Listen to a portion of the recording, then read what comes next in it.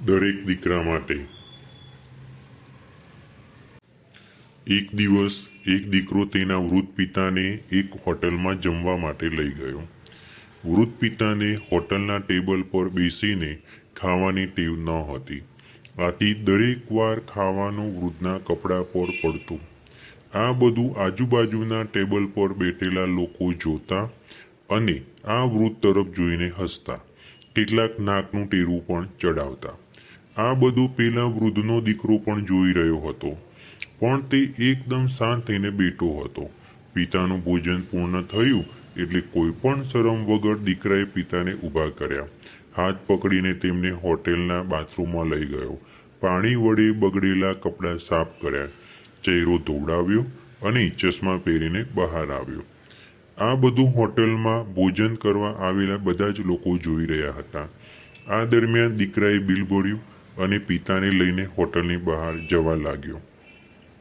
બરાબર આ જ સમયે હોટલમાં જ ભોજન કરેલા એક અન્ય વૃદ્ધ વ્યક્તિ બૂમ મારી. આથી પેલા પુત્ર ઊભા રહ્યા, પાછળ જોયું અને વૃદ્ધને કહ્યું, બોલો શું કામ છે?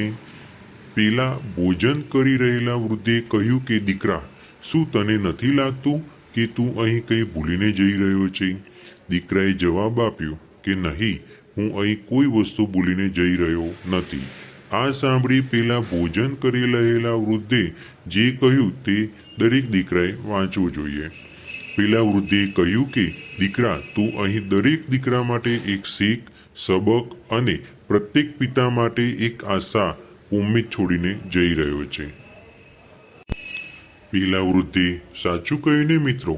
આજની યુવા પેઢી માતા પિતાને સાથે લઈ જવામાં શરમ અનુભવે છે. તેમને આવું કરવું ગમતું પણ નથી. આ વિચાર બદલવા જેવો છે.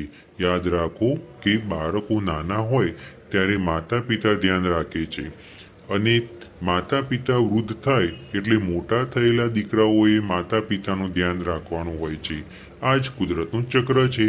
માટે માતા પિતાનું સન્માન કરો.